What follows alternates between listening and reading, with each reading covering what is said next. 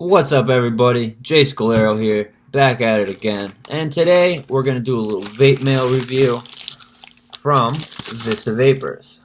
I recently ordered from them and it just came in, so let's see what I got inside.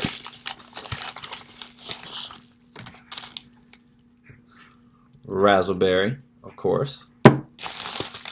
And another razzleberry. Oh, what's that? Another raspberry. If you can't tell, I really like this shit. Oh, what's that? Raspberry again. I also tried out this new one. It is called Watermelon Candy. Nice blend of watermelon, and it has a sweet candy flavor to it also.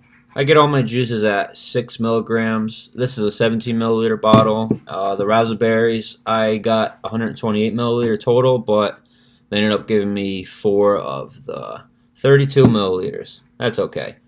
And every time you order, you get a free bottle of juice. And I had picked Crazy Berry. Boosted as well, 6 milligrams. And if you can tell, it's very fermented already.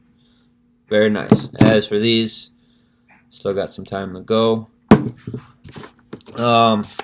Vista Vapors, they will always send you a receipt with usually a message on it. Mine today is howdy, enjoy your order, see you soon.